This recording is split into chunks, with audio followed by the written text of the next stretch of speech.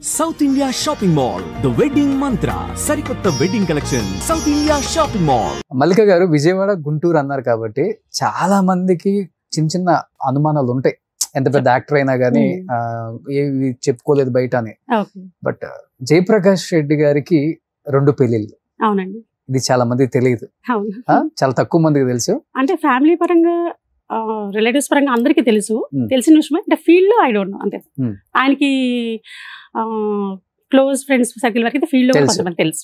ఎందుకు 2 పెళ్లిళ్ళు చేసుకోవాల్సి వచ్చింది జయప్రకాష్ రెడ్డి గారు? అంత గొప్ప టీచరు, నటుడు అండ్ డిసిప్లైన్డ్ ఉండే వ్యక్తి అయినా కానీ 2 పెళ్లిళ్ళు చేసుకున్నారయ్యా అని బయట మాట్లాడుకునే వాళ్ళకి మీరు సమాధానం చెప్తే బాగుంటుందని చెప్పేసి నేను అడిగాను.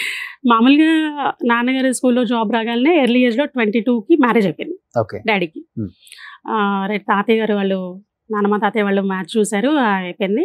తర్వాత నాన్నగారికి ఒక 8 years దాకా పిల్లలు లేరు మ్యారేజ్ అయిన తర్వాత. సో ఆ తర్వాత తాతగారు వాళ్ళే ఇంట్లో వాళ్ళే ఇంకో మ్యారేజ్. అప్పట్లో పెద్ద కొడుకు, ఇంటికి పెద్ద కొడుకు, 2 చెల్లెళ్ళు 2 తమ్ముళ్ళు ఉన్నారు. మళ్ళీ సంతానం లేదంటే అదొక పెద్ద కొడుకు అని చెప్పేసి చాలా తిరిగారు. చాలా అందరినీ డాక్టర్స్ని కన్సల్ట్ చేశారు, కానీ ఏ ఇష్యూ ఏ ప్రాబ్లం లేదంటున్నారు. కానీ అప్పట్లో మనకి ఇంత ఇప్పుడున్న టెక్నాలజీ లేదండి. అప్పుడు మెడికల్ టెక్నాలజీ అప్పటికి 3-4 years తర్వాత నుంచి మా తాతగారు వాళ్ళ సైడ్ నుండి కూడా అంటే అడుగుతున్నా కూడా డాడీ ఒప్పుకోలేదు.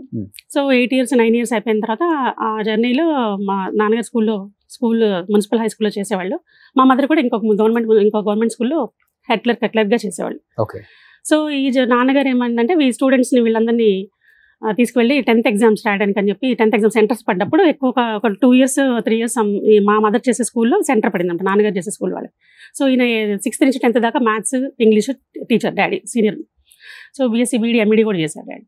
సో ఆ జర్నీలో మా మదర్ అక్కడ కనపడడం, సో మన వాళ్ళ అమ్మాయి అని తెలుసుకోవడం, ఈ బ్యాక్గ్రౌండ్ ఏంటని కనుక్కోవడం అంతా జరిగి ఇంట్లో చెప్పడం జరిగింది. సో ఇక మా తాతగారు మరి మా మదర్ సైడ్ పేరెంట్స్ కలిసి మాట్లాడుకొని అప్పుడు మ్యారేజ్ అయిందండి. మా మదర్ని చేసుకున్నారు. చేసుకున్నాక ఫస్ట్ మీరు పుట్టాను. పుట్టగానే అన్ని 10 years అప్పటికి డాడీకి ఫస్ట్ మ్యారేజ్ అయిపోయింది. 10 years తర్వాత అప్పుడు మా పెద్దమ్మ కన్సీవ్ అయ్యారు. ఫస్ట్ టైం అనమాట, అది అన్ఎక్స్పెక్టెడ్ అనమాట. అసలు అదొక మిరాకిల్ అన్నట్టు. సో ఒకసారి బాబు పుట్టారు అక్కడ తమ్ముడు. సో పెద్దమ్మకి బాబు, మా మదర్కి నేను. ఓకే. బట్ ఎలా ఉండేది ఆ ఫ్యామిలీ ఈ ఫ్యామిలీ మధ్య బాండింగ్? అంటే అసలు రోజుల్లో 2వ పెళ్లి అంటేనే నేరంగా ఘోరంగా సమాజం కావచ్చు, చుట్టాలు కావచ్చు, అయిన అసలు అమ్మో అదేదో పెద్ద పాపమే. కాకపోతే దానికి ఒక రీజన్ ఉంది. పైగా మా మదర్ మంచితనము, ఆమె అలా కలిసిపోయేవాళ్ళు. ఫ్యామిలీ అంతా చాలా బాగా ఉండేవాళ్ళు. మా నాన్నమ్మ కానీ, ఆడపడుచులు కానీ, మా మరుదులు కానీ. మా మదర్ని చేసుకున్న తర్వాత గుంటూరులో మా మదర్ జాబ్ చేస్తున్న మా ఇంట్లోనే కొన్నాళ్ళు మా మేనత్తలు బ్యాంక్ ఎగ్జామ్స్ రాయడం, మళ్ళీ మా బాబాయిలు మా దగ్గరే ఉండేసి ఎడ్యుకేషన్ పరంగా కూడా ఉండేసి అంత బాగా క్లోజ్గా కలిసిపోయారండి. అసలు మాకు ఆ వేరియేషన్ తెలియలేదు. అక్కడ ఒక ఇష్యూ ఉంది కాబట్టి 10 yearsకి అది అంత ఇలా జరిగింది కాబట్టి ఫ్యామిలీలో వాళ్ళే కలిసి మ్యారేజ్ చేశారు కాబట్టి మాకు అసలు అంటే ఆ డిఫరెన్స్ వేరియేషన్ అని కానీ గొడవలు కానీ ఏమి లేకుండా సాఫీగా అయిపోయింది జర్నీ అంతా, లైఫ్ అంతా. Very happy. సో ఇప్పుడు అమ్మగారు ఉన్నారా? పెద్దమ్మ ఉన్నారండి. మా మదర్ చనిపోయారు. మీ మదర్ ఎప్పుడు చనిపోయారు? 2018 చనిపోయారు. 2018 అమ్మ మామూలుగా డయాబెటిక్, అంతకుముందు లాంగ్ పీరియడ్ డయాబెటిక్ అమ్మ. సో స్కూల్లో 2009లో రిటైర్ అయ్యారు మా మదర్. అమ్మ కూడా తర్వాత నాతో ఉండేవాళ్ళు విజయవాడలో అమ్మ. తర్వాత నాన్న, మదర్కి స్ట్రోక్, నాన్నగారికి స్ట్రోక్. ఓకే. కానీ చాలా హెల్దీగా ఉన్నారు కదా నాన్నగారు, ఒక్కసారిగా చనిపోవడం అప్పటికి అసలు ప్రాబ్లం లేదు. అప్పటికి కూడా మనకి బ్రేక్ ఇచ్చినప్పుడు కోవిడ్ టైంలో మనకి గ్యాప్ టైం ఇచ్చినప్పుడు రాదే. కోవిడ్ని 3 hours 4 hours వదిలేవాళ్ళు కదండి. ఆ టైంలో గుంటూరు విజయవాడ తిరిగేవాళ్ళు. మనకి ఇది జరుగుతూ ఉంది కదా, ఏమంటారు, లాక్డౌన్ జరుగుతున్నప్పుడు కూడా. సో మా బాబు వాడు అప్పటికి 18, పెద్దోడు 8. సో తను వెళ్ళి తీసుకొని వస్తూ ఉండేవాడు డాడీని. మళ్ళీ అంటే గుంటూరు నుంచి మళ్ళీ విజయవాడ మమ్మల్ని చూడాలని ఉందని చెప్పి ఇట్లా. సో అప్పుడు సడన్గా తమ్ముడు వాళ్ళ ఫ్యామిలీకి కోవిడ్ అయింది. తమ్ముడు వైఫ్కి పిల్లలిద్దరికి కూడా అయింది. పిల్లలిద్దరికి అయ్యేటప్పటికి ఈయన చాలా టెన్షన్ పడ్డారు. ఆయనకు మీ తమ్ముడికి వాళ్ళ పిల్లలు అందరికీ ముందు పెద్దవాళ్ళిద్దరికి అన్నారు, అంటే మైల్డే, హోమ్ క్వారంటైన్ సరిపోతుంది అన్నారు. కాకపోతే అక్కడ పాప ఉంది, మనవరాలు. నాకు 2 అబ్బాయిలు, మా తమ్ముడికి ఏమో ఒక బాబు పాప. సో అందరి మధ్యలో ఒకటి ఆడపిల్ల అన్నమాట. చిన్నపిల్లలకి వచ్చేటప్పటికి ఆయన చాలా టెన్షన్ పడ్డారు.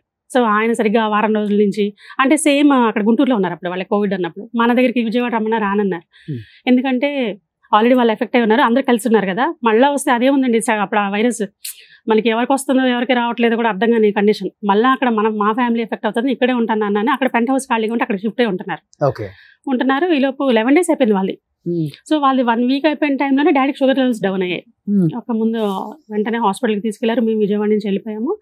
సో ఏం లేదు, ఆయన ఫుడ్ సరిగ్గా తీసుకోవట్లేదు, అందుకే లో బీపీ వల్ల షుగర్ లెవెల్స్ డౌన్ అయ్యి అలా ఫెయింట్ అయినట్టు అయిపోయారు అన్నారు. సో మళ్ళీ తీసుకొని అక్కడ అది మొత్తం కొంచెం ట్రీట్మెంట్ చేసేసి, అప్పుడు కోవిడ్ టైంలో హాస్పిటల్స్ కూడా తీసుకోవట్లేదు కదా, అక్కడ ఏమంటారు హాస్పిటల్స్లో ఉన్నట్లు జాయిన్ చేసుకోవట్లేదు.